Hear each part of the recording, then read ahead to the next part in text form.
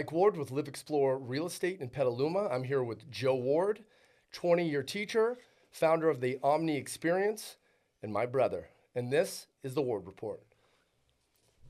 What's up, buddy? How are we doing? Good. How you doing? I'm doing great. Good. All right, we're going to jump right into some true and falses. Okay. Fast answers. Don't think, just react.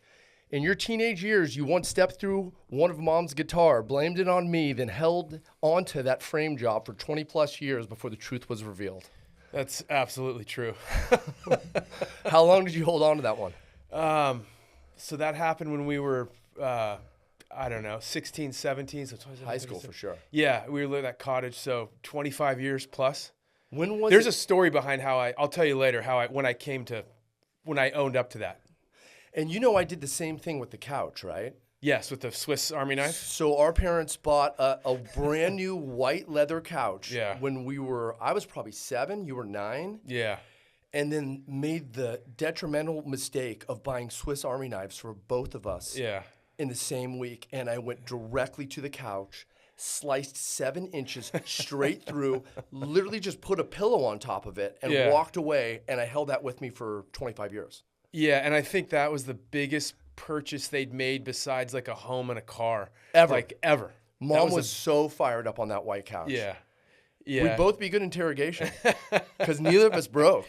Yeah, I broke. It was 25 plus years later. I called mom up after a retreat I was on actually and apologized. I got smoked for that too. And she she did not, there was no getting around it. It was my fault when that guitar was crushed. No, your track record led her to believe that there was no way that would have been me. 100%.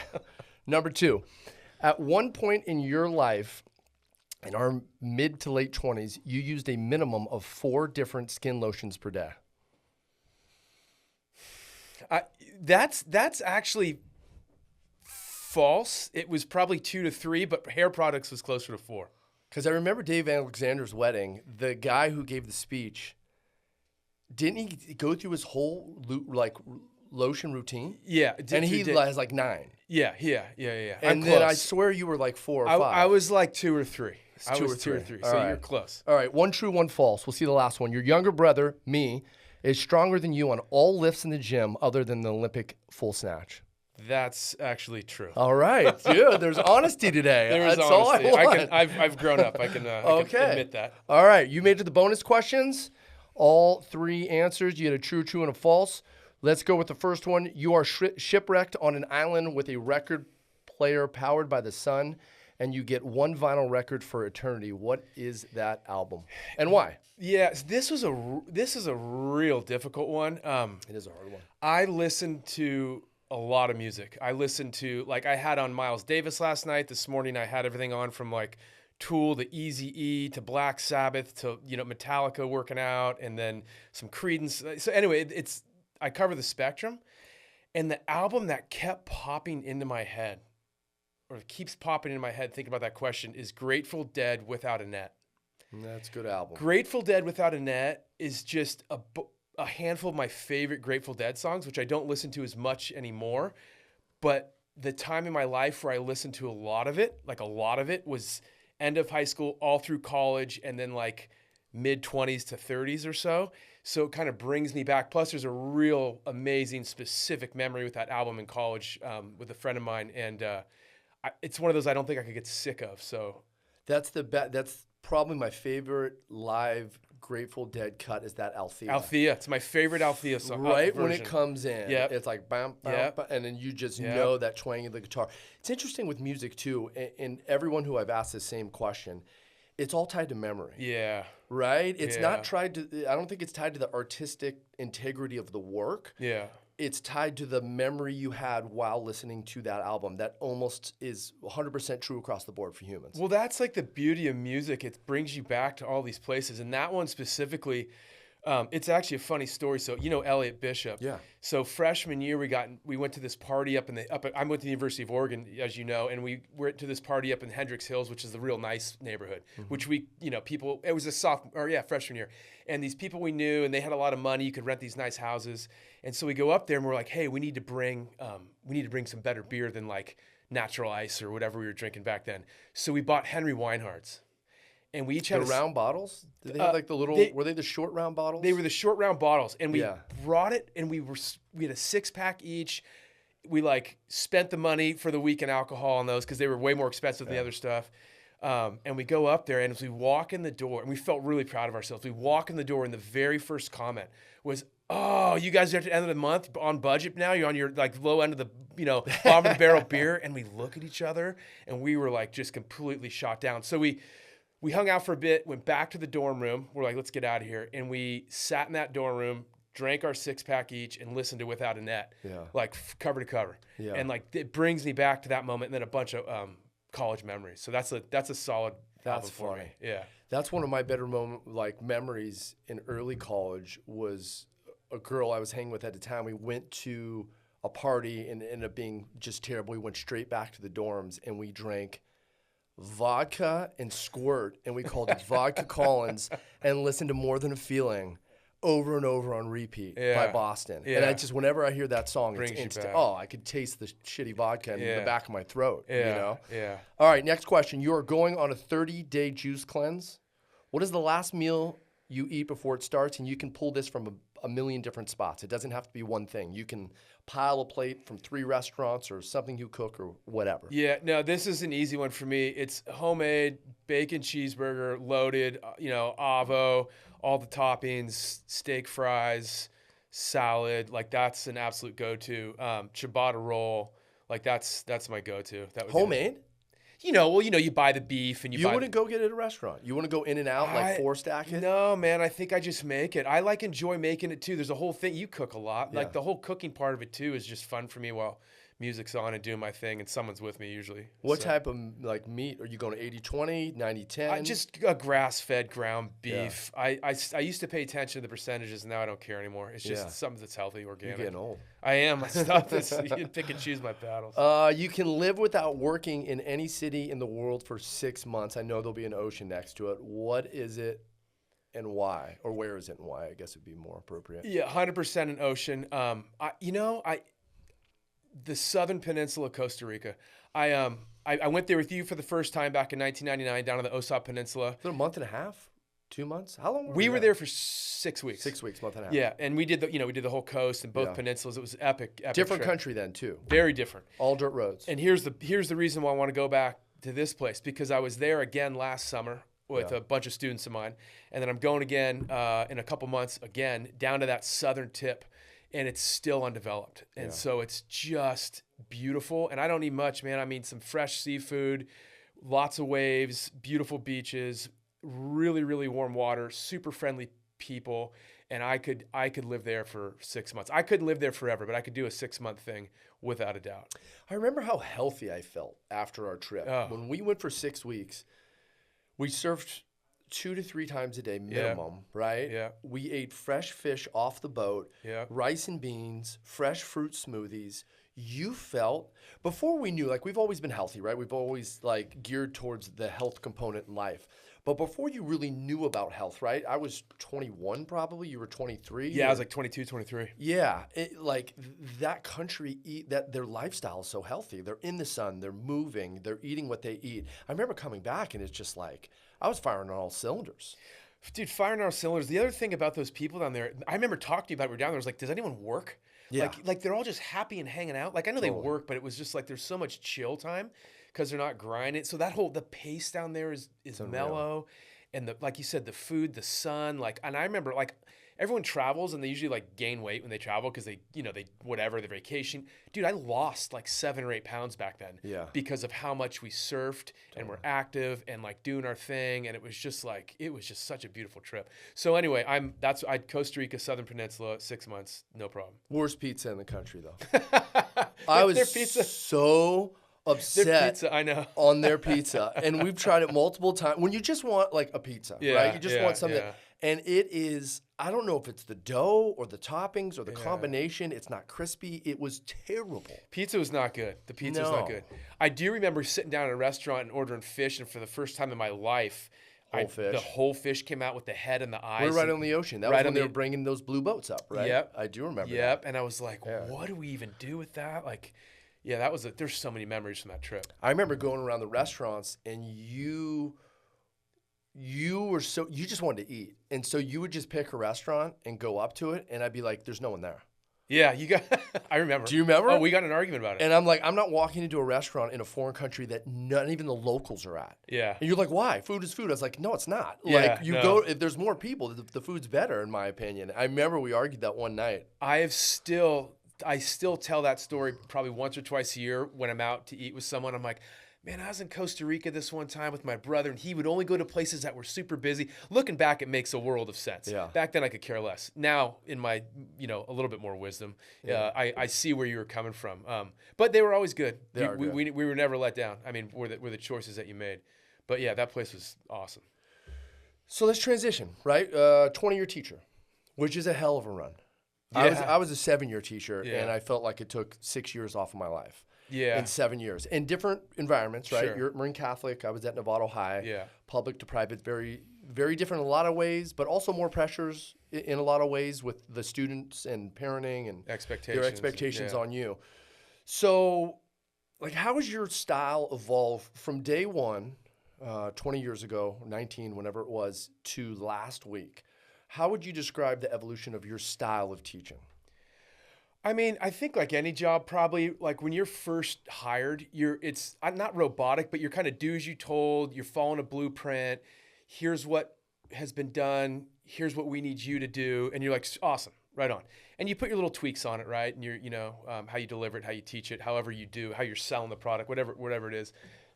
So the first year, and you're just trying to, first year teach, you're just trying to figure it out, and you're all the different things you're worrying about, and parents and kids by meeting the expectations, and your supervisors and all that stuff. You're getting observed, so you're kind of you're really by the book a lot of it.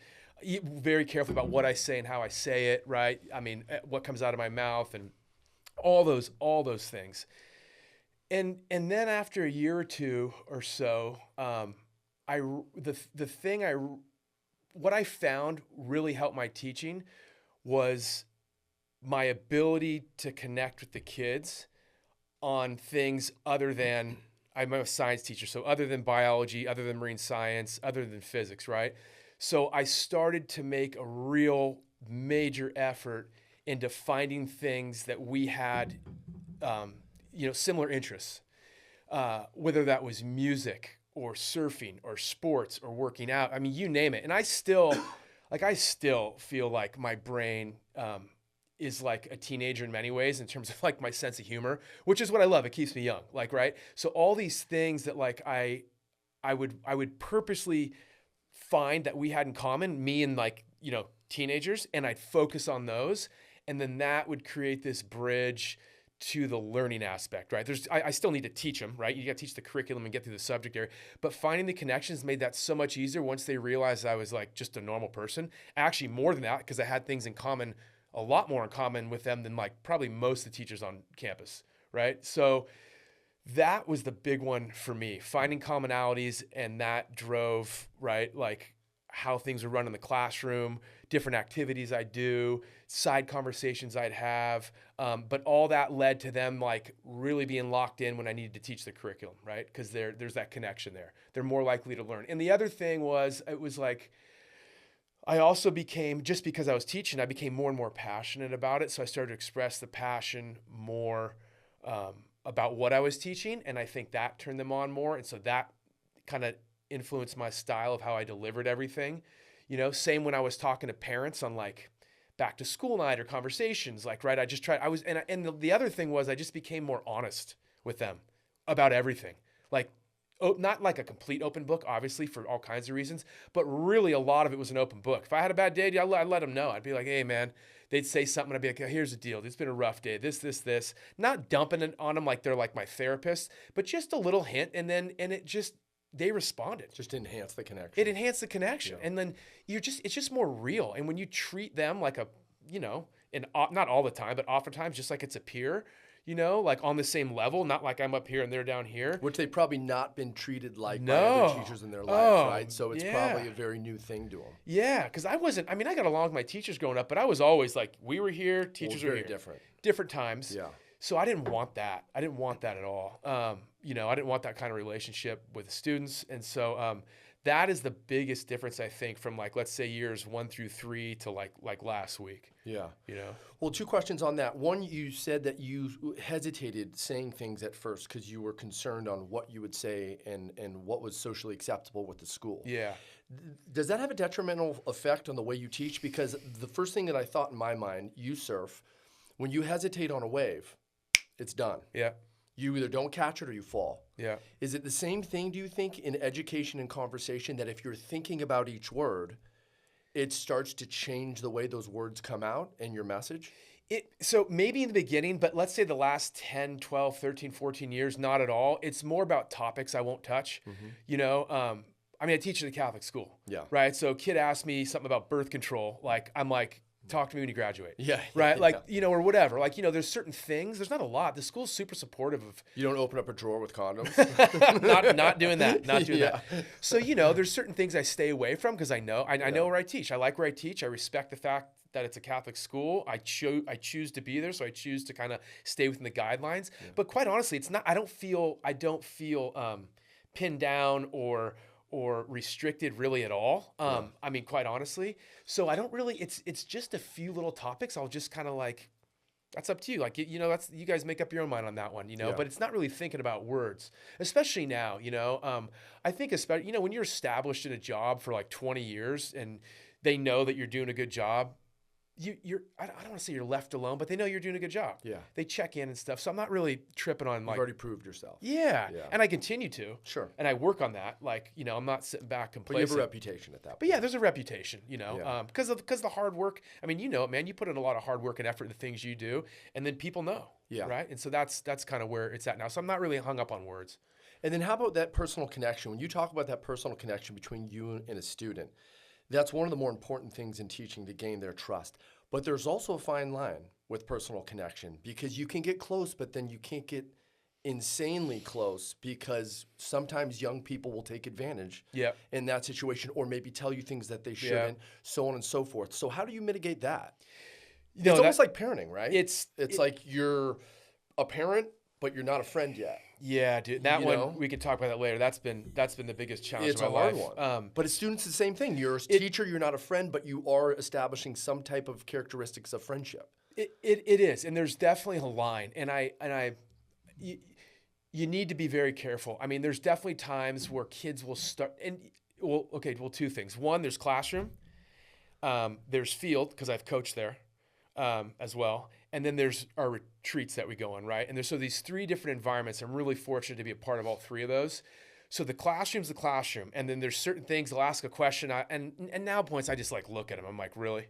And they're like, yeah, I should. Yeah, you probably can't answer that. I'm like, no, right? And so the coaching is a whole nother part where you can be a little bit more unfiltered with what you say and how you say it, even language, because you're on a field, right? Sure. And then the retreats are really special because it's completely off the record, off the book, and I can be super, super open. Really? And they can be very with open. language as well, of how you want to present dude, it. Oh, that's cool. anything. That's like great. Was because that established by the school of saying like this is a safe space? 100%. Yeah. Well, they don't get specific, but it's definitely almost like what is said here stays here. Yeah. And that's why this is so special, because people can say all kinds of things and it doesn't leave this. Yeah. And that has been proven for I've gone on all these things for 20 years.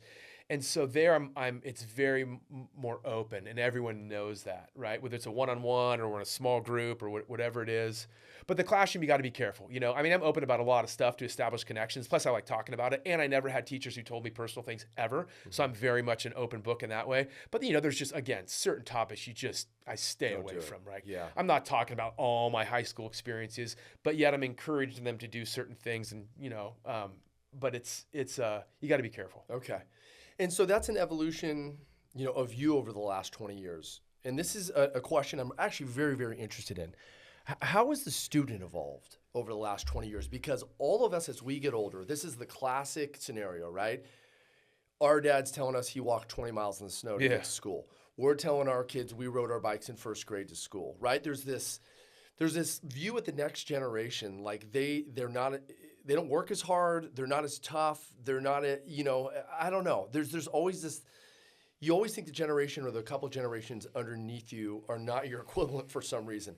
How do you look at that generation? Like you've started 20 years ago, you've seen 2 decades go through. There's massive changes on a societal level over the last 20 years. How do you think it's affected the student and their ability to learn and their personalities? This is a very broad question, Yeah. Spectrum, but in general. Yeah,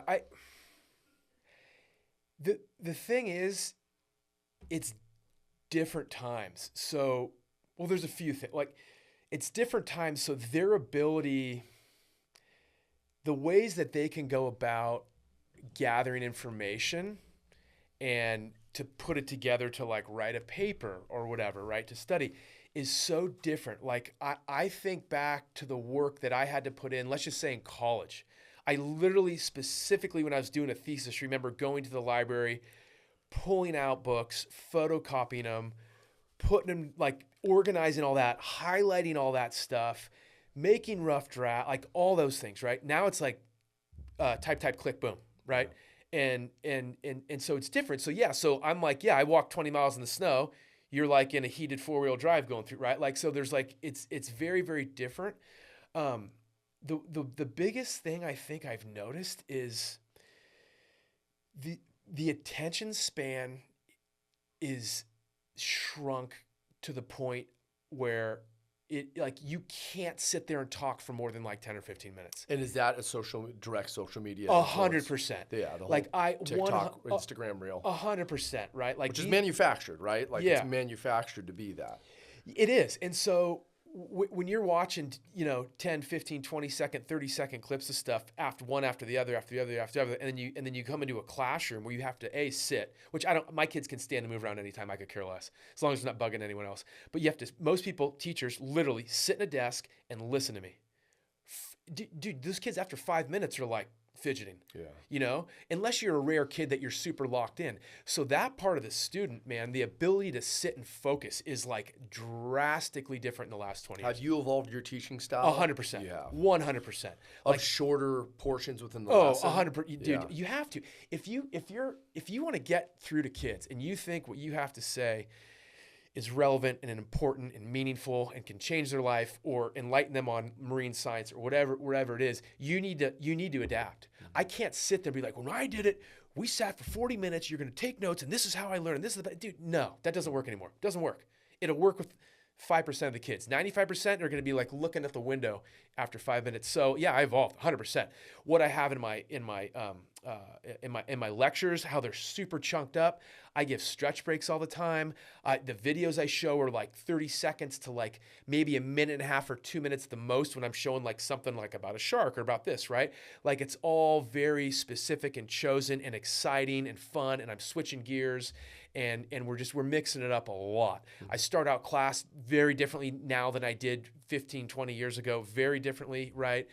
So there's all kinds of things I do, or a handful of things I do differently based on this change of the student. And again, the biggest thing, lack of attention, right? And now, I mean, with like Chat GPT, all the AI stuff, I mean, you just type stuff in and you're getting essays written for you. Yeah. Now, I don't do a lot of essay writing. That's not what my classes are about. But again, finding information.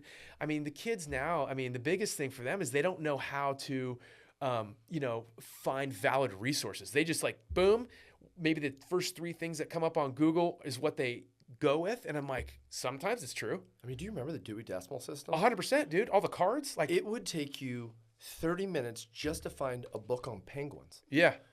And now you type in penguin into ChatGPT and you've got a 40-page paper.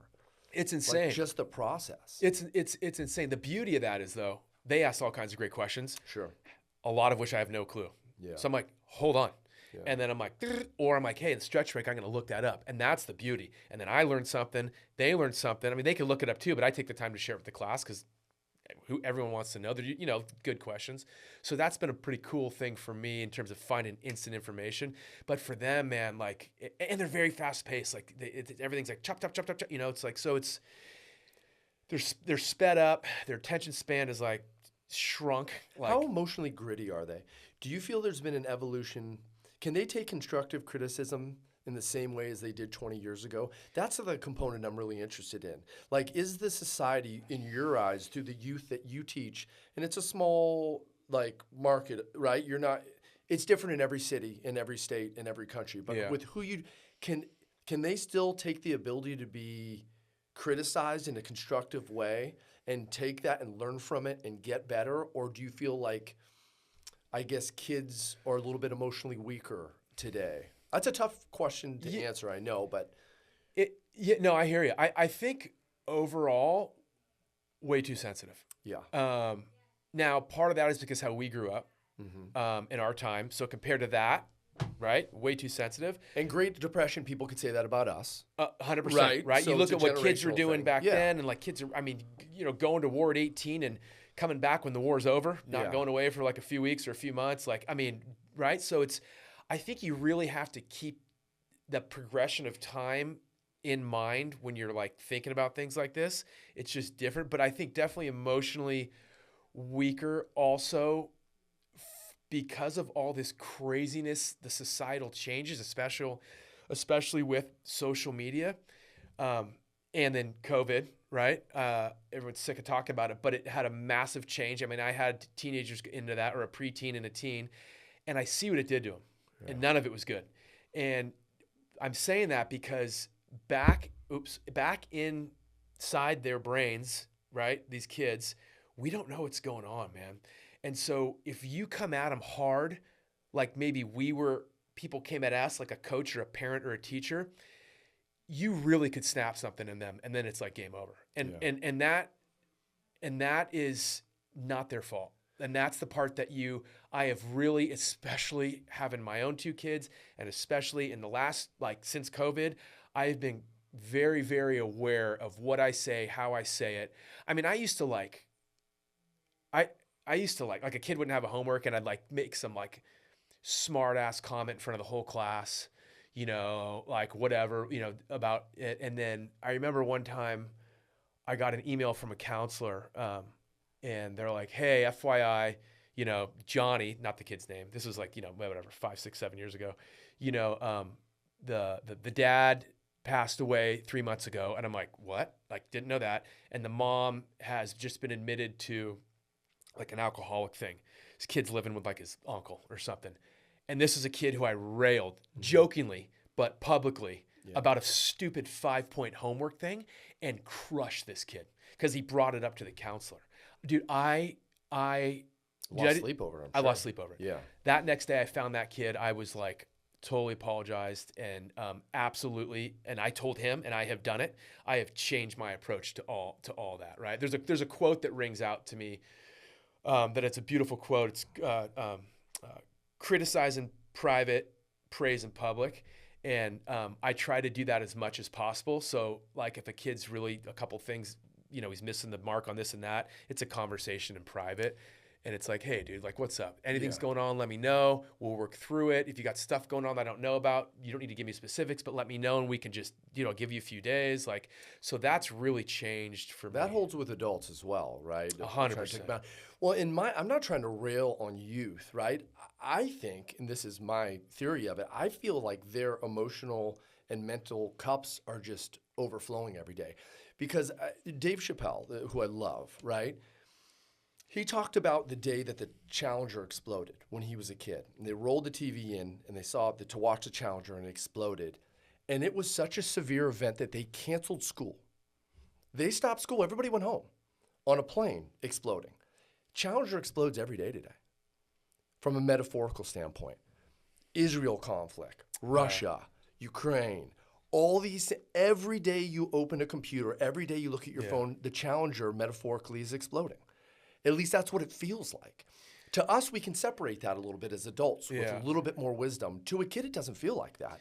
So when they're in there and their emotional cup is already that full, and then the little, like you said, the littlest thing, a homework assignment, someone calling them a name in the hallway, someone not wanting to go to a dance with it, whatever it is, can snap them.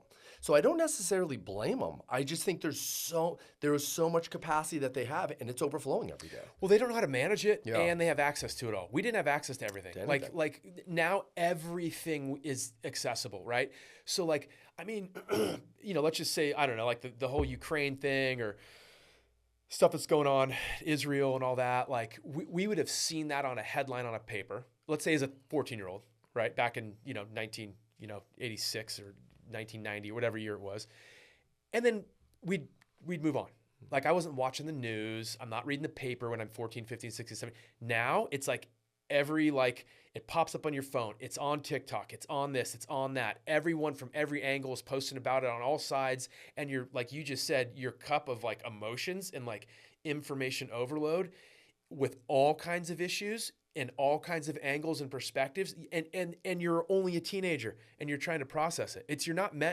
Your brain's not meant to handle that, but it's coming at you.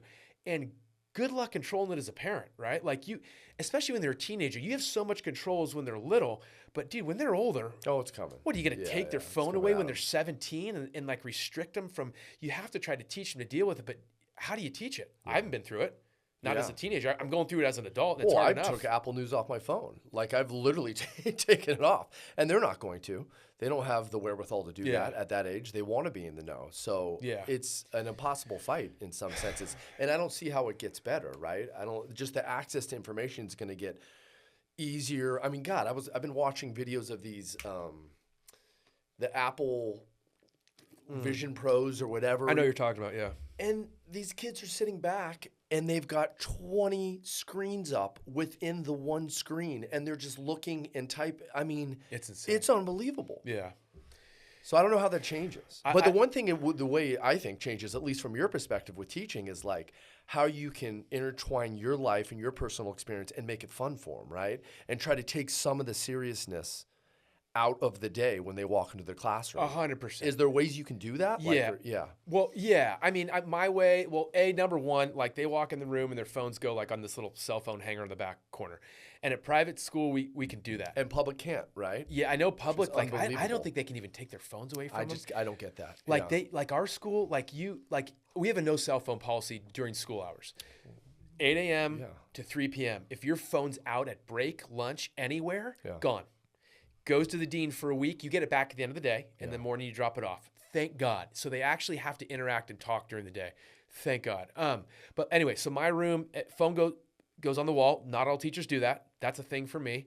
A computer never comes out unless we need it. So we are absolutely separated from everything digital except what I'm presenting or doing with like an iPad or a movie or whatever it is, right? So that's number one. Number two, I always start out my classes with a quote every single day. Like I have collections of them from over the years, and it's always a quote on essentially how to be a better person. Like that's what it boils down to. Like how can we be better and do good, right? And so I say the quote and I talk for 90 seconds to 2 minutes on it, and I will tell you, man, it is like they are locked in. They are locked in just like this. We actually start with a deep breath. That's actually the first thing we do, right? Every class, deep breath, and then we do a quote, and it's always tied to something personal that I've been through every single time. And then throughout class, we're having fun. Like there's jokes that are told. There's kids that I have different relationships with that I've actually gone up to and be like, dude, is it too much if I poke a little fun or this or that? Because you come back at me, and they're like, no, we're good. Because I've made that mistake too.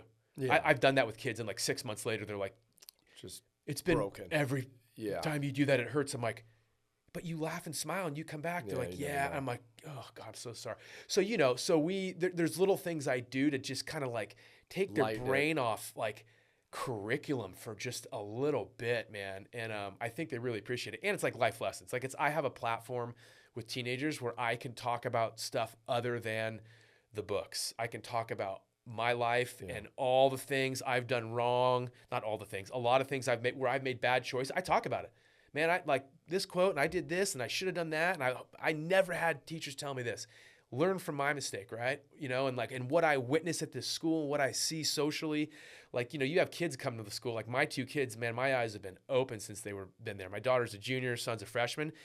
I mean, my perspective of teenagers and what happens in high school is like, it is absolutely it is on such a deeper level now that I have kids that have gone through certain things and are going through certain things, whether it's socially, academically, with sports. Like, it's a whole new perspective.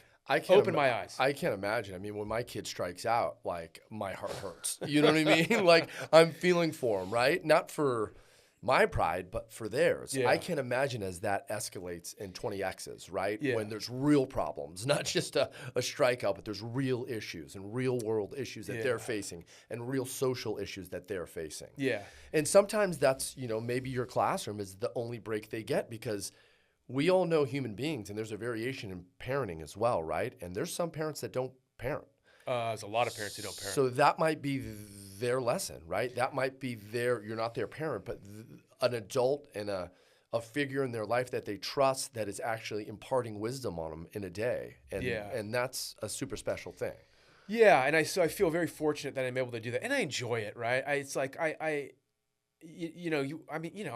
approaching 50, so it's like I always tell them, like the kids, I'm like, man, I've been on the planet a lot longer than you guys, and I've just been through a lot more, and that's where this all comes from. Yeah. That's it. It's just literally living, and so based on what I've done and choices I've made, good and bad, like I just want to and then these quotes that come into my head or that I find or people send me, like, and that relate to me, and that I have, like, I mean, some of them I have them like on the wall in my classroom, like I've made signs out of them because they hit home so hard, and I want them to see them every single day they walk in my room, or I want to be able to be reminded of it. I mean, I've done these quotes over and over and over and over and over and over, and I've never got sick of them. Every time I say one, I'm like, yep, good reminder, good reminder. So going off that, and what you just said is they haven't had the ability to earn the wisdom, in their lives yet that you have, right? They're kids.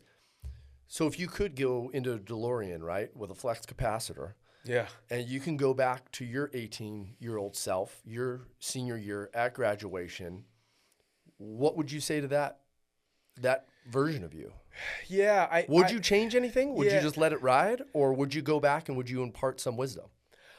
I mean, there's definitely certain things, right? Like, I think, number one, middle school and high school, where I loved it. Yeah, so did I. A lot of people I know in my adult life, it was like the worst part of their life. I know. There's a huge variation. I know you did too. We were very lucky. And we were together, right? Yeah. We were a couple years apart, so we were at we were at MC. We had a great group of friends. Good friends. Strong parenting. There was a lot of positive influences. Lots of positive influences, So, if I were to go back, so there's not a ton, right? But there's dude, I mean, if I'm like looking at like my adult self right now. Well, yeah, looking your back. adult self, like going back, like what? So little things like this sounds kind of funny, but I'm dealing with the consequences now. Like, dude, wear sunblock more. Sunblock. It's one of the things I thought about. I'm not kidding. I brush your teeth multiple times a day and wear sunblock. I would have slapped that stuff on every time, like I do now. I think about that all the time. I do too. Because I'm paying the price now. I get stuff burned off my face like twice a year. Yeah. So there's one, financially speaking, we've talked about this before, but like, hey man, take $100 a month the moment you have an income and put it away until you retire, and you will be good. Mm-hmm. In addition to whatever else you're going to do as you go through life, but $100 a month, by the time you're 65, you're literally going to you could be set. That would all you would really need if you wanted, right? So, while our dad was financially, he was educated and smart and, had some basics, there was like little things like that where I'm like, dude, that would have been nice to know, right? That was one. Take a few more chances, right? In what way? I mean, even, dude, I'm thinking about dumb, simple stuff, like ask more girls out. Yeah. Like, I'm not kidding. Like who cares? Like, I was so worried about getting rejected, whether it was at a dance or even in like my 20s or at a bar, And you're good looking. Imagine people who aren't. You know what I'm saying? I mean, there's a variation in the way that people look. And if you're not taking the chance, imagine someone who, doesn't have the confidence, what they're doing. Yeah, like, dude, take a few more chances. Like, who cares? Like, failure's okay. I was worried to fail a lot, man. And so there's definitely when I would hold back on certain things, whether it was high school or, or even in my younger adult life, and worried about what other people would think, I'd also I would say to my 18, 17-year-old self, like while I was inclusive, I wasn't like a total asshole at all. I mean, at times I was, but like, bring more people in. Mm-hmm. Look for the people. Who need it, man. Yeah. Like, now as a teacher at school with teenagers, I sit like where I sit in my classroom, like I'll eat lunch in my room, and my windows look out to like freshman hall. And you could just see the kids who wander by themselves. Yeah, I know the kids that go into the library and sit by themselves. I know the kids that and so it's like, I'd be more inclusive, man. Go check in with people. Just check in with people who maybe look a little like uneasy, and bring them in, invite them out, bring them into your circle. Like that to me is like a huge one. And again, I wasn't like a dick, but I could have been way more inclusive with people outside of my friend group or whatever, you know? So, you know, a few things like that. And then, you know, another one would be travel more, right? As you get a little older. You know, I mean, I did some good traveling. I went with you, you know, went to other places by myself with people. But dude, I would have done more. Yeah. I would have done more. I would have And travel alone. That's one thing. You know, I got a chance to do it multiple times. I went to Brazil and Argentina for 2 months. When you travel on your own, you are forced to get out there. You are forced to go up to people every day that you don't know and integrate and become friends. And you grow exponentially over that month or 2 months. It's unbelievable. The situations you get in, the good, the bad, whatever it is, I am such a proponent of traveling alone. And I know that's different between male and female, right? From a safety perspective. But I just feel it's so good to be able to get on a plane and go somewhere and not have the crutch of, it's great to travel with friends too, but that's a crutch, right? When we travel, we always have each other. We always can do things, you know, together. And when you don't, you're making friends every day. Every day, man. Like that when I went to Costa Rica with you for 6 weeks, came home for, I don't know, a couple weeks, few weeks, maybe a month. And then I went to Indonesia for 6 weeks by myself.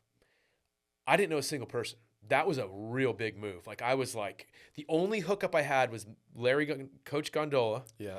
His niece married an Indo dude who did really well and owned like this like, you know, it wasn't a hotel. It was like a bed and they didn't call it a bed and breakfast, but it was like these little cottages. That's where I stayed when I got there. But that was it. And they were like, hey, how's it going? Here's your room. And that was it. And then you had to go meet people. Every single breakfast, lunch, dinner, in the water, you're just talking to people. But I met some amazing people. I mean, amazing people that I stayed in touch with for a long time. And then eventually you drift and you lose connections. But Australian people from all over the world, all there for the same reason. All to surf. Just to surf. All of them. Because Bali was like the hub. It still is the hub. Like it's like one of the best spots on the planet. So that to me was like a big travel more, alone, right? That's a big one. Build your confidence. You know, you learn skills. I mean, you're a phenomenal people person, you know, and you out there talking to people and meeting people. And so those are a handful of things I think I would have probably told my, 17, 18-year-old self. Okay. And then to close up the teaching thing, is there one experience, like one memorable experience while you've been teaching that's really shaped or changed your life in any way? Have you had one experience with a kid or I don't know, something that you taught and seen the reaction from the kids that has shaped you in any way or changed you in any way? I know it's hard to say one. Yeah, well, no. Well, so I don't know if I can tie this in or whatever, but I told you, or I mentioned earlier, like at Marin Catholic, we have a retreat. The Kairos. Yeah. And so that's where I would go with this. Like that's been, and I'm not exaggerating, for me, absolutely life-changing. Yeah. I mean, life-changing. Mm-hmm. And I've been on 20 of them. And the first one I went on was, I was, 28, 29. And there's been things, faith-based stuff, like absolutely 180 for my faith. Like 180 in terms of where I'm at with my faith and God and Catholicism and all that. And that's been a long, slow process, but that was a huge one for me. And the other thing that How has it changed it?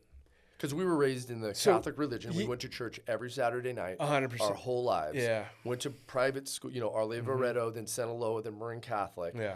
So how has that evolved through Kairos? So I'll try to sum it up. I mean, long story short, and I talk about this I give a talk, this hour-long talk on this Kairos every single year.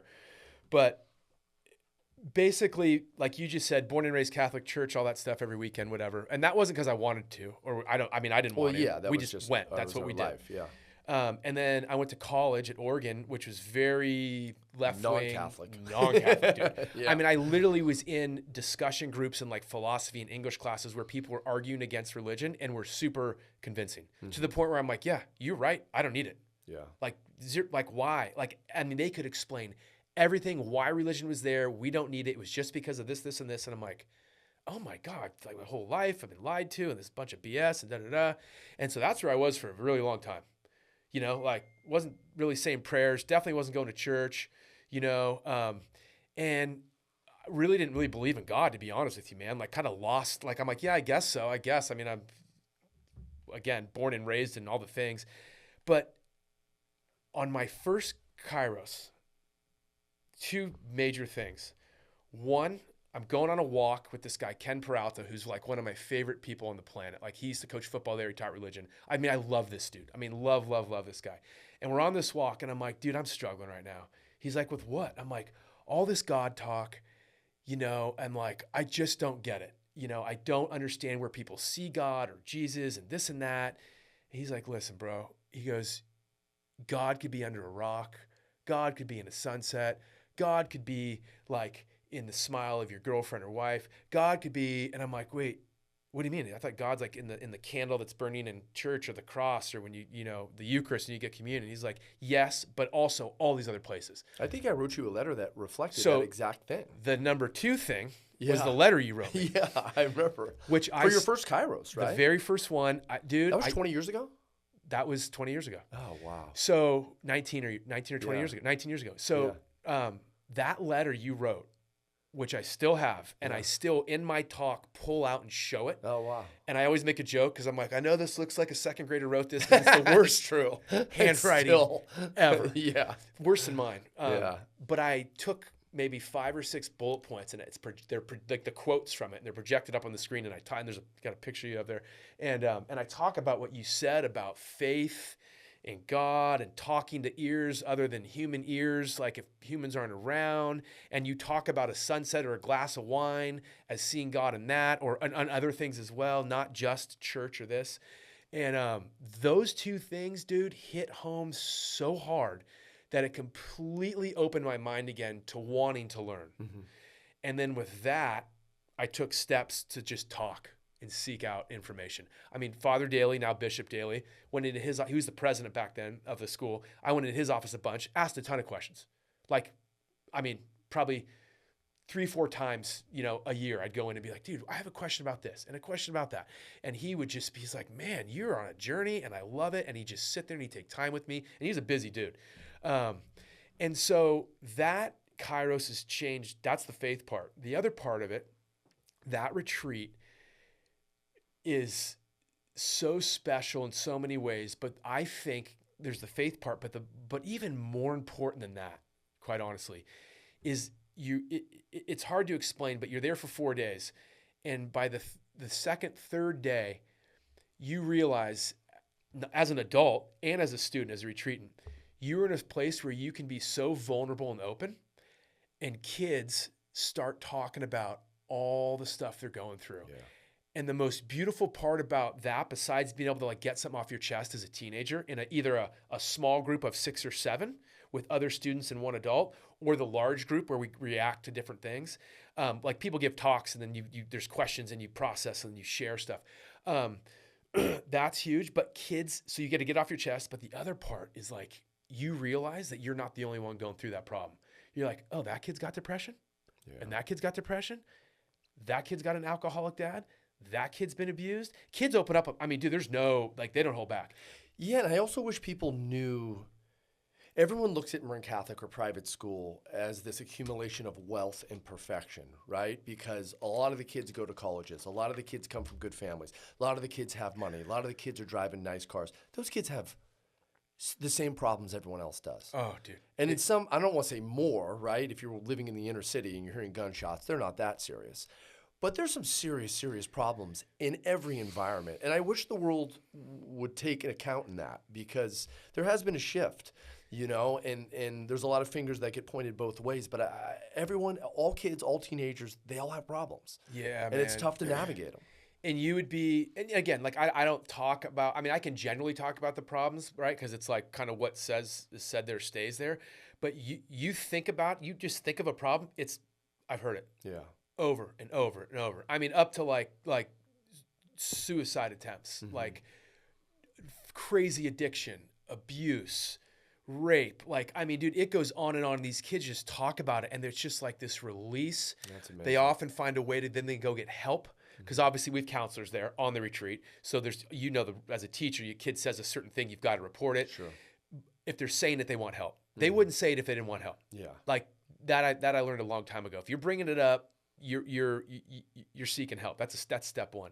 And so that to me, when I come back from those retreats, man, I think I am like consumed with the problems that these kids are going through, because you can take, like, let's say the 50 kids that are on that retreat, those problems are existing in a major portion of the rest of our school population, including the kids I teach. So now I'm like, okay, I don't know who, but I guarantee in this class of 24 right now, or 20 or whatever it is, there's kids with issues. And it helps me as a teacher and as a human just to relate and be more just empathetic and like, and just talk to them more, like know that there's potentially something really, really heavy going on in their life right now.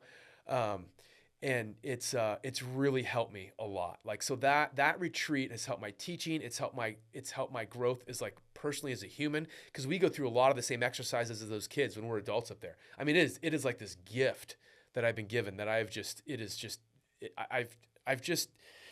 it's helped me optimize as a human, man. Like it's, And has that been some of the inspiration for this Omni experience that you've started? Because you have started an Instagram page called the Omni Experience. Yeah.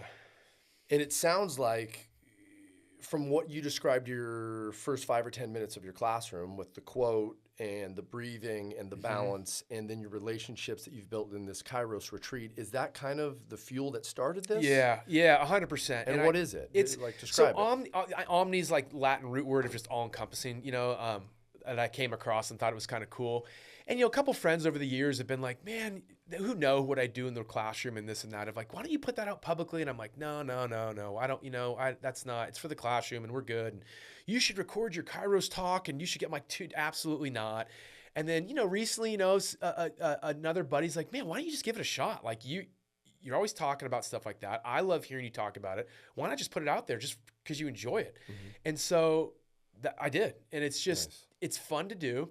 It's this, like you said, it's kind of that whole thing of like the quotes. So it's like focusing on like the quote thing is more like how to just be better, how to find balance, better human, how to be just treat people better, how to contribute to society better, how to make others around you feel just more positive. We're in such a bizarre place on this planet right now where we need more laughter, we need more kindness, man. And like, anything I can do to get out there that can help promote that, I'm going to do it. Mm-hmm. How to treat other people, just again, like treat them like a human, treat them like you want to be treated. So there's like that part of it. And there's the health thing I'm trying to work in there. That's a big part of my life, as and then the parenting thing, right? Like I am learning as I go. And so if I do something or come across something that I think is helpful, I want to share it. I am constantly seeking out like advice from people on how to like handle situations. And the other part of it, which I'm really excited to do, I haven't done it yet, but I got a handful of kids who are willing to talk to me, is I want to go into their college years. And so kids that I have taught, how's it going in college? What is working, what's not? I had a kid. So you can relate back to your high school students? High school students, and so other parents can read it. Like, I mean, unfiltered stuff mm-hmm. that like people aren't getting paid to say, like unfiltered, everything from a roommate relationship. How do you figure out how to study? I mean, this was a cool thing. I taught this kid, Graham Blake, a couple years. I taught him twice, 2 different classes in high school. And he took physics from me. And he comes up to me. This is like the backstory of this whole thing. That semester, he's like, hey, I'm thinking about dropping physics. And he had just committed he was committed to Syracuse for lacrosse. It's one of the top programs in the nation. And then he goes, hey, Harvard has reached out and has offered me I can go to school there and for lacrosse. And I'm like, he's like, but I'm thinking about dropping the physics class. And I was like, dude, if you can't handle physics, you can't handle Harvard, bro. He's like, kind of looked at me. He's like, that's okay. All right, I'll get back to you. I was like, all right. He's like, I'm going to stay in. I'm like, good choice. Yeah. So we've stayed in touch, and he's a phenomenal lacrosse player, and he's helped Asher out a lot with stuff. He'd come home on break. We'd go to his house and work on shooting drills and all these things. So this most recent winter break, he was back. So he's a senior at Harvard right now, crushing it, like doing great, attackman. And he comes back, and so I'm like, dude, how are the books? Like, how are you doing? He's like, I'm getting a 3.8. And I'm like, I mean, he wasn't an idiot, but he wasn't like a 4.0 kid at Marin Catholic. Yeah. He was like I was, maybe like a 3.4 or something like that. There's a turn in college when you get to you have your own choices. Yeah, with for subject sure. matter. But it's Harvard, and I don't know Yeah. anyone that's gone to Harvard. I don't either. I don't know what it's like. And yeah. so I go, how? And he's like, I'm getting a 3.8. And I'm like, how are you getting a 3.8? No offense. He's like, I just figured some stuff out. I figured I need to do, I got a whiteboard with a calendar, and I write things on it. Dude, structure. Yeah. I know where I need to study. I can't have people. I can't have this. I need to go to this spot. What a great lesson in life at an early age. He literally listed like 3 or 4 things that were not rocket science. It was just things. And I'm like, people need to know this. Yeah. So I'm like, how do I get this out? Like, people need to know it from someone who's doing it at the highest level. Yes. I mean, so you get the credibility there as well. So Harvard, or anywhere from like Harvard to like Sonoma State or College of Marin or University of Oregon. It'll translate, but that example of someone at Harvard doing it. People are like, oh. Yeah, it's street cred. So the next part is what I want to do is do little quick snippets and interviews and like talk to these kids that are there and like what is and is not working and have you figured things out. Yeah. And then I want to just put that out, like little bits and pieces of things for other kids and parents. Because that to me, especially with a kid that's going to be a senior next year, I would love, dude, like let me have it all. Like so I can just drop a little nuggets on my kids. Maybe they listen, maybe they don't. But that to me is another piece of that Omni experience that I want to get out there. When you talked within that experience too, you talked about parenting as a component of it. You know, me looking back and watching you parent over the years, you know, it's been great. I started later in life. I'm the oldest dad in every party. It's okay. But I've been able to watch you, and you're one of the better examples out there, I think, for anyone with your ability to establish the relationships that you have with your kids. The trust, and I think all that trust has come through effort, right? It's time. You can't just say a quote to your kid and then be gone for 7 days and have trust when you come back. You've spent the time. Yeah. You've you know, what you're never going to regret, right? In 30 years, the one thing you're not going to ever regret is the time you spend with your children. Was that natural within you? Have you worked on it? You talked a little bit about asking questions to different people. Is it a combination? Like, where did you develop your style as a parent? Because it is a really exemplary style, you know, from someone outside looking in, not just because I'm family. Yeah. You know, I see a lot of different parenting styles. Yeah. Well, thank you for saying that. That means a lot coming from you. It is a never-ending, constant effort. I mean, it is. I don't. So naturally, I mean, I am who I am based on just my genetics and then how I was. I think how we were raised, right? I think we had really good structure. We had great role modeling. Yeah, all parents could do things better, and they could all do things worse, right? But you also have done it differently. We had very great parents, but parents in the 80s that parented differently because that was the 80s. You have taken a little bit of a different path. I have. Especially with what you share and So it's I think I'm trying to evolve with the times, and I saw things that maybe I didn't have as a kid with the parents in terms of the openness of like an honesty of like. And that's the biggest difference I'm talking about. Yeah, totally. So I have chosen I should say because this is always my wife and I, Jordan, have chosen to take more of an open approach in terms of what and how we communicate with our kids. Now, we are very, number one, our family's like, I mean, I could go in a million different ways here, but like very unfiltered and transparent with a lot of stuff, including language, what we talk about at the dinner table.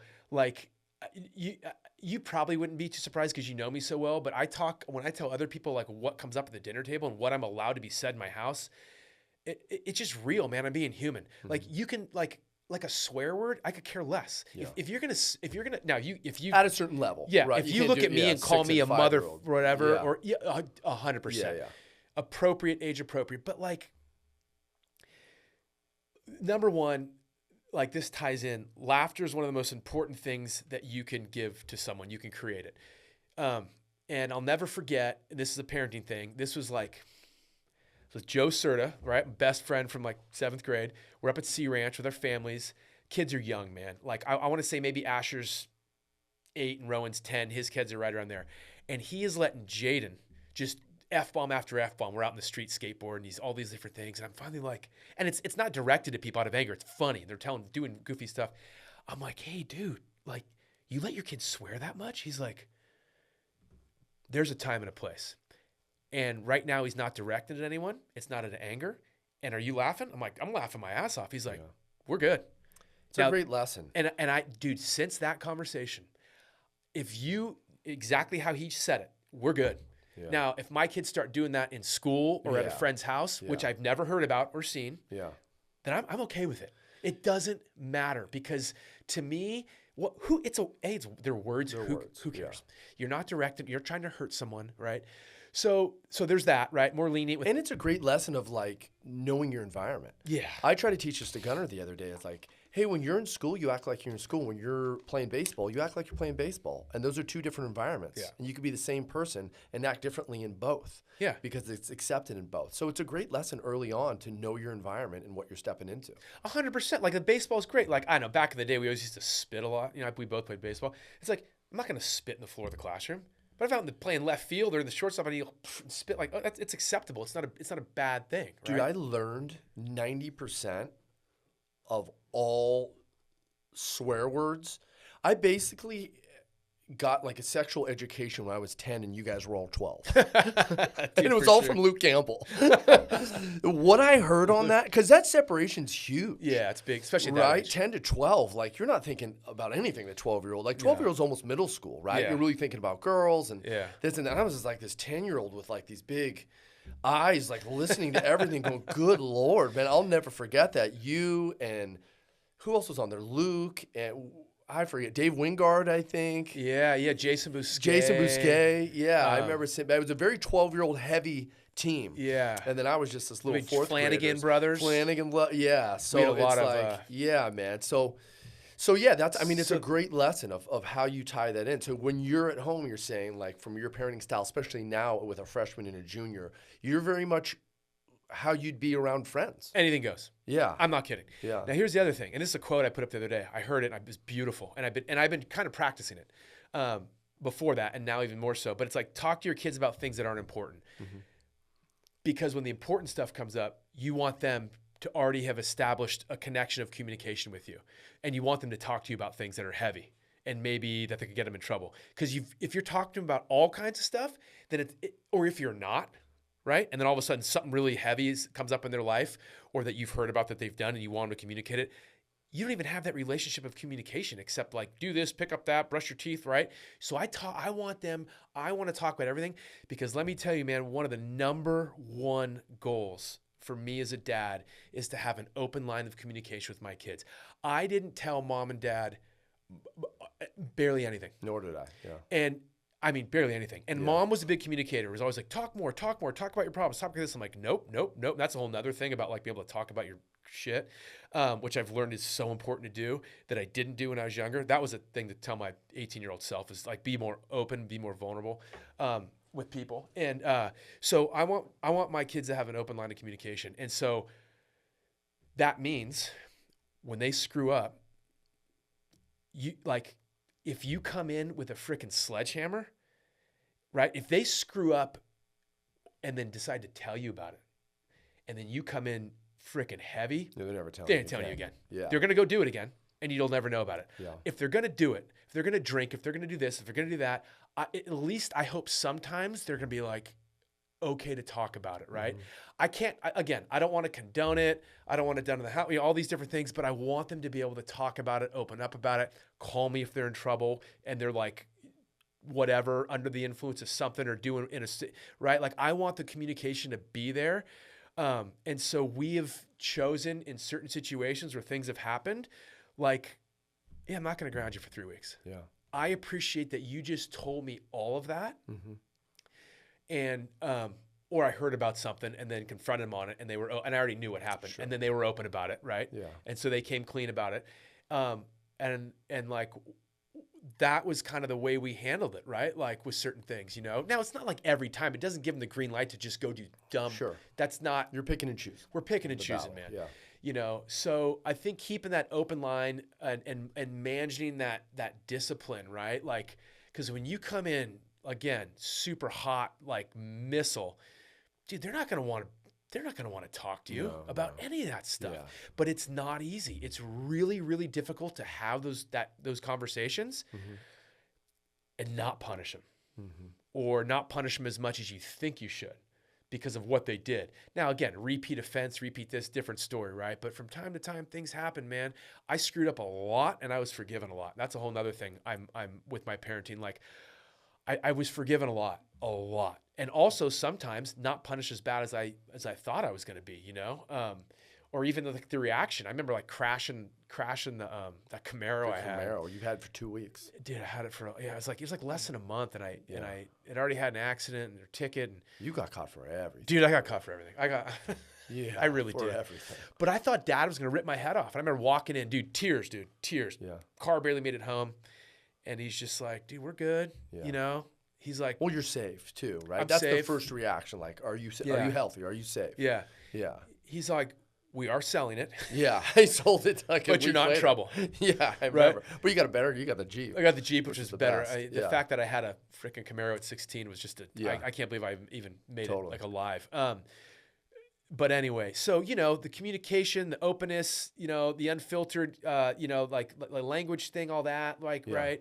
The discipline, finding the balance there, which again, not easy, but like, it's just this balance, man. It's hard, but it's working. I'm talking to other people. Yeah, I can see it from where I stand, my vantage point. I bounce things off other parents, other friends, not a lot, but like a handful that I really trust. I've talked to you about stuff. I've talked to Mom and Dad about stuff, even like from their, what do they see from their generation? Cause that still is useful. Yeah. Right. But it's a constant seeking of like input and information and people's opinions and like, not every problem we have, but I'm always talking to people. And so like 2 nights ago, I got together with two good buddies that I coached with, Rob and Kai, who we all have teenagers. And we went out. I figured I'd be out for an hour and a half. We were out for 3 hours, like closed down, you know, hot monk, like on a Wednesday night or whatever it was. But 90% of that conversation was parenting. Yeah. My kid's going through this. My kid's going through this. 90% of your life. Right? Yeah. What did you do there? How did you handle that? Oh God, we had that happen last week. How did you do? What did you do? That to me is like, it's just so, I trust them. They're good humans. So I trust their opinion. I don't always agree with maybe what they do, but a lot of it I do. It's varied experience too. You want to get different perspectives. You want different perspective, man. So like, and then I'm like, oh, maybe I'll try that next time. Like man, that's a solid move right there. That's a good one. So, you know, it's just talking to other parents, man, you know, with kids that have either gone through it or are going through it. I can't imagine ever doing it alone. Yeah. Like single parent, but just from a timing perspective. But B, keeping it all in and not telling anyone about it. Totally. Like you got to get it, not you, but people have to get over the fact of like being embarrassed or worried about what others are going to think if my kid is, you know, drank too much one weekend or is depressed or is like doing this or got cut, like whatever it is. Like, dude, just like, you don't need to shout it from the mountaintops, but like find someone you trust and like just like get some input. Cause my God, dude, I've gained a lot from other people's experiences and I couldn't imagine not having that input. So what are you hoping for back, right? Like when you build a business, and I know kids aren't a business, but there's something called return on investment, ROI.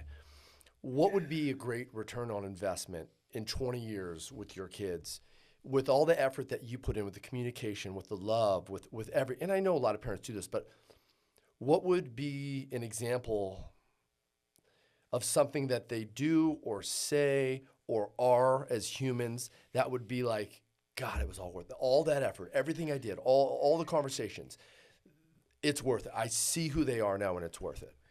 Yeah, man, there's probably a lot of examples, and it's nothing like big, man. Like, I mean, I heard this years ago, but this is important. And maybe you've heard this story, this quote from someone, but it's like, one goal as a dad or a parent is when I call my kid, they pick the phone up. Yeah. Every single time. Yeah, that's a huge one for me. I've said that a couple Every times time. on podcasts. Every time. Well, they look at it and they pick it up because that's the big thing. Back in the day, you didn't know who was calling. No, you didn't know, yeah. But the fact that you Dad. can look at it and it says dad and they pick it up. I've literally mentioned that on 2 or 3 podcasts. I heard that somewhere. Yeah, I did too. It stuck with me. And it stuck with me. And I will tell you, I do it with our parents. And there are times where I love Mom and Dad. Yeah. There are times where I'm like, Dad can talk. Yeah. Right. And, you know, and mom can too. And there's times where I'm like, dude, I'm walking into this place in like 2 minutes, like not the time, boom, I answered anyway. And listen, dude, I go to a dark place, and I do it too often. But my whole thing is like, tomorrow they might not be able to call because they might not be here. Sure. And I think about it all the time. I think about it with my reality kids now, yeah. but I think about it with my kids, my own kids, if they're gone, if I'm gone, and it's not, I don't obsess over it, but it pops in my head a couple times a month, and it keeps me in check of like, pick the phone up, Yeah. like volunteer to do this, make the effort to do that. So, but anyway, return on investment thing, like, so pick the phone up when I call. They want to, Yeah. right? They're like, oh, dude, dad's calling. Yeah. Dude, what's up? You know?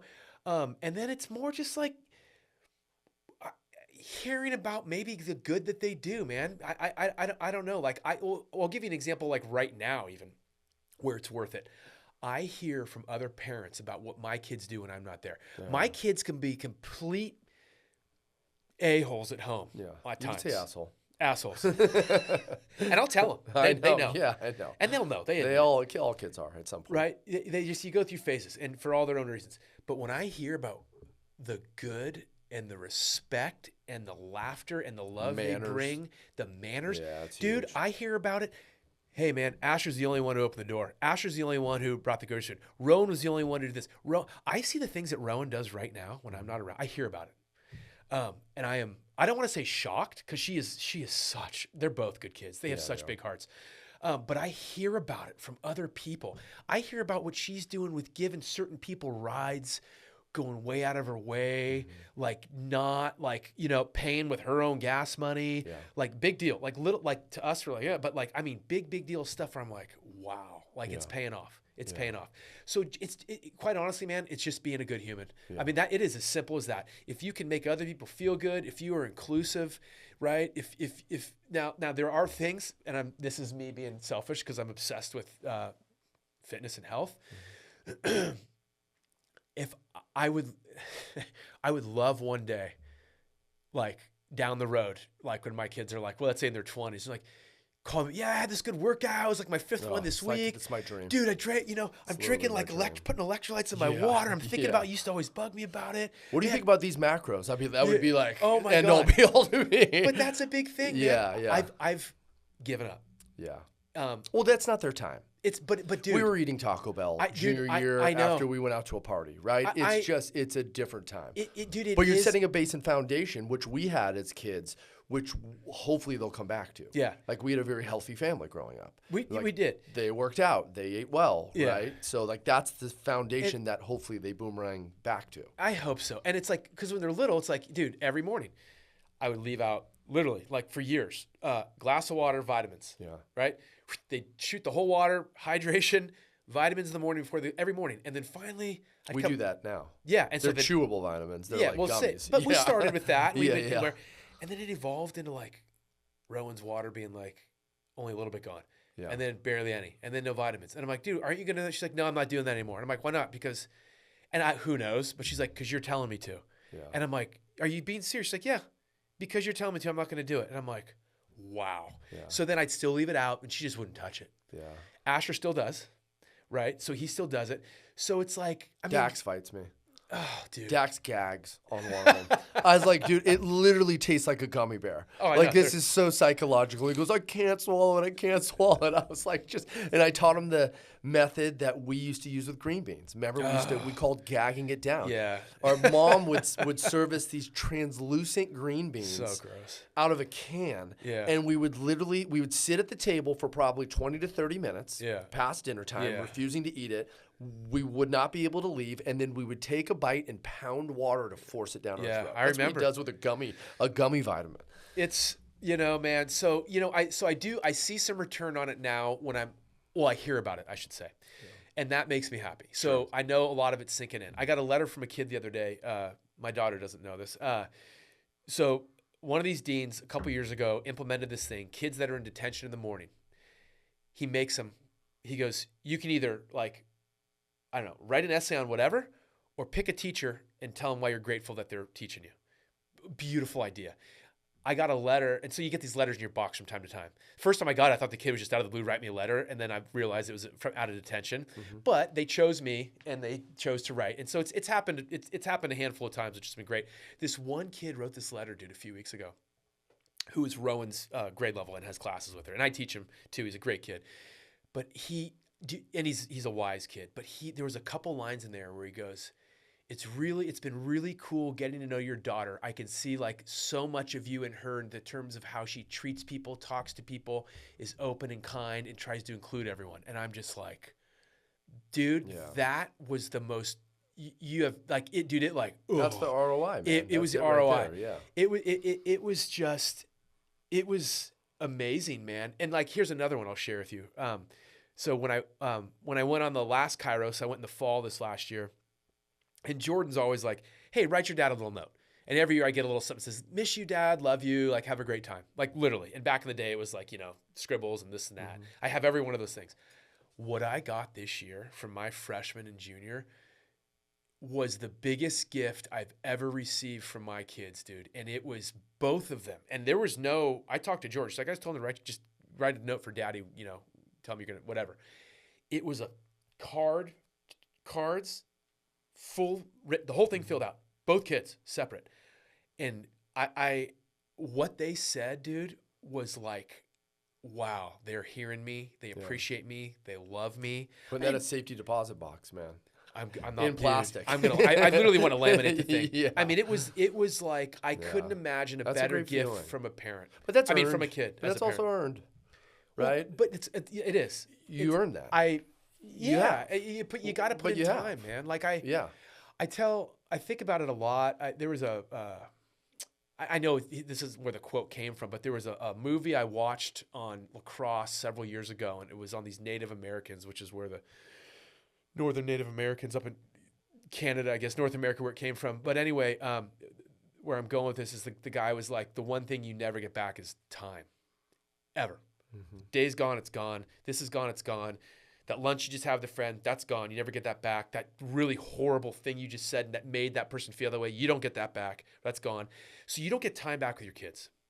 And I know your kids are young, and listen, I heard this a lot. I mean, I remember literally carrying my kids like a football when they were like, 3, 4, 5, 6 months old, so tiny. And now they're like, young adults, like they're getting there. I will spend so much of my free time with my kids. Every opportunity I get, if they want me there, I'm there. I mean, there's times where I can't take it, right? And there's ups and downs because they're just like, dude, whatever they're going through, and they're like, doors shut and whatever. But even more so now, that's more of a reason to spend more time. I mean, Rowan, right? She's got this next summer, right?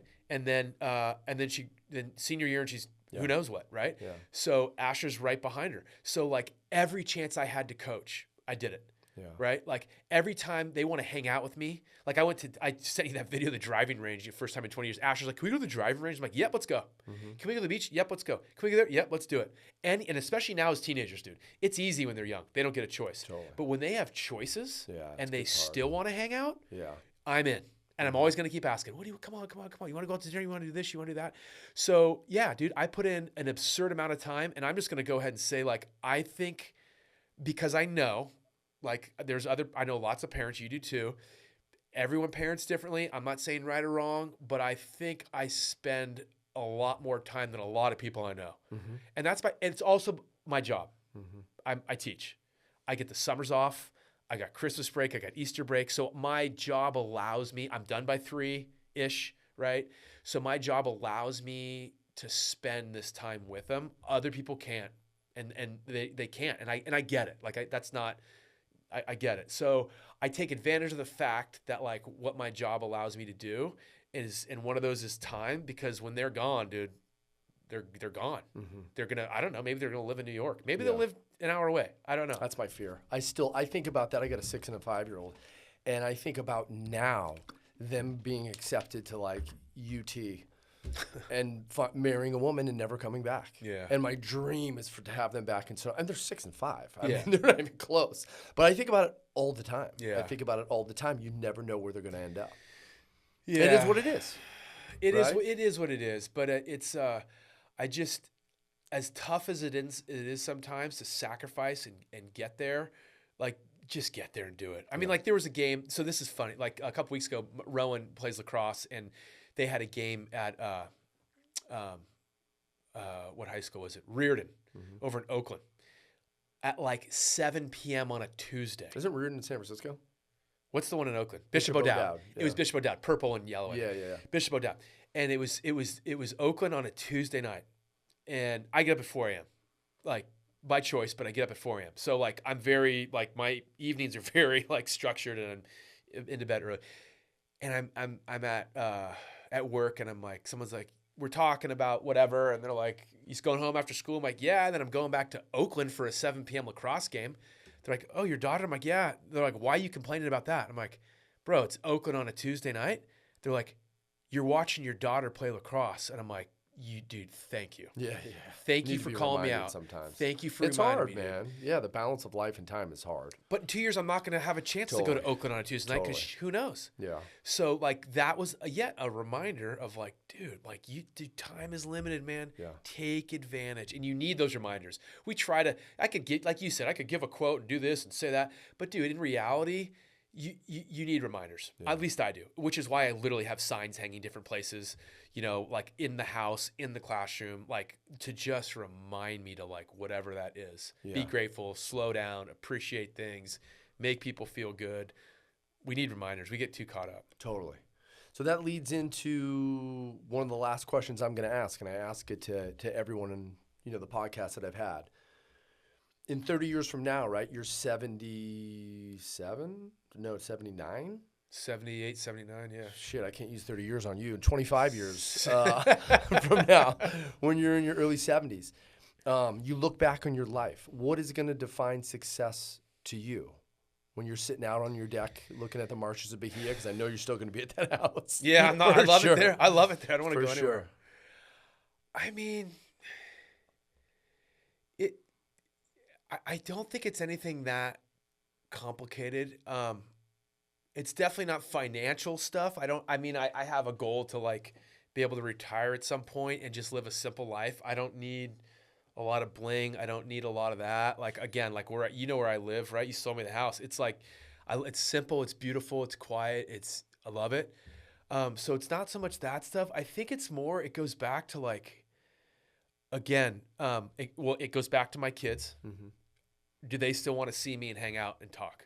Like that to me, at that in 30 years from now, if they're still wanting to make an effort to reach out and hang out and check in, that's a huge success, right? Are my wife and I still together and still happy? Like that's a whole nother thing. Like, is that relationship still solid? There's lots of ups and downs there. Like there already have been with us, and there's going to be a lot more. Yeah. And that's, I hope that is a huge marker of success, is if you can maintain a relationship, an intimate, like solid relationship with your partner for that long. That is a massive like notch in the belt of success. Absolutely. For me. And the other thing is like, are my other relationships maintained with like the small circle of like close friends, right? Like as I've gotten older, while I keep meeting people, which I love meeting people. I know you're the same way. Like I love meeting people. My circle of friends, close friends, is a small one, right? Like as you go through life, your time, like what you're doing, you can't have your hands in everything, right? You're so consumed with work and with kids and with your family, right? So I don't have time to have like this massive like friend thing. So like, are my close circle of friends still going to be in touch, still going to want to hang out? Hopefully if they're alive, right? Like is that going to be there? So the relationships that I've put time and effort into, are those still going to be healthy? So friends and family, right? With you, with sadly parents will be gone by then most likely. So with my family, with my friends, my kids, my wife, like that to me, man, that's like the bulk of what I need and want. And to me, that's a huge measure of success. That's a great picture of success. Yeah. And I know you'll achieve it, Yeah, you do what you can and then hope for the best. But yeah, I mean, I think if it's all about putting that work in and just like, then seeing what happens. Throwing it in the wind. Yeah, no, really. Yeah, no, totally. Well, hey, thank you for coming in. Thanks Yeah. for taking the time. Yeah, yeah. I know we talk a lot, but it's nice to get. This is great. It was an hour and a half in, man. Really? Yeah. That was 90 minutes? Yeah, it goes fast. But Oh, that's So crazy. you don't get a lot of those long conversations in today's world. So I appreciate you taking the time to come in. No, thanks for inviting me. This is awesome. All right, buddy. Okay, thank you. All right.